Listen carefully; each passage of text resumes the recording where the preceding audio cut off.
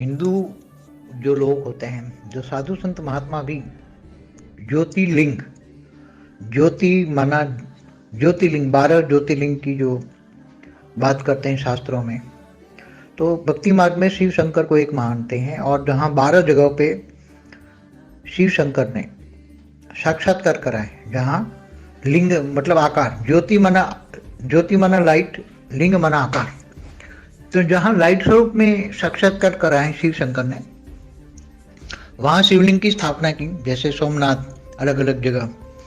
तो 12 ज्योतिर्लिंग में 12 साक्षात्कार हुए तो उनकी पूजा करते हैं।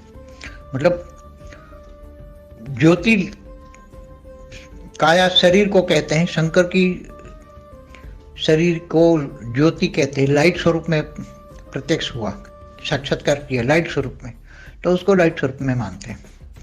इसलिए ज्योतिर्लिंग में भी शिवलिंग कहते हैं। शिव माना शिव शंकर, लिंग माना आकार। तो जहाँ शिव शंकर की ज्योतिर्लिंग के अंदर या शिवलिंग के अंदर भी शिव शंकर की मूर्ति को ही रिप्रेजेंट करके याद करते हैं। इसलिए भक्ति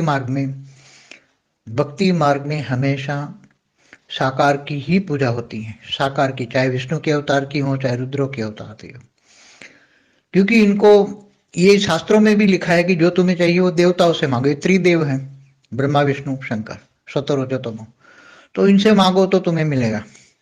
बाकी जो निराकार, जो परब्रह्म परमेश्वर, शास्त्रों में लिखा है निर्गुण निराकार, उसका नाम रूप रंग कुछ भी नहीं है, तो इन लोगों ने शिव रख दिया, बीके वालों ने जैसे शिव रख दिया, हम भी निराकार शिव कहते हैं, क्योंकि समझाने के लिए निराकार शिव है कहते हैं। वास्तव में तो जो निर्गुण निराकार परब्रह्म परमेश्वर जिनको कहते हैं, उनका रूप रंग आकार कुछ भी नहीं है। तो निर्गुण है, तो कोई गुण सतोर जो तमो से परे है, निर्गुण है, निराकार है, कर्मातीत है, भावातीत है, भावनाओं से परे है, किसी की भावनाओं का लेप छेप नहीं लगता।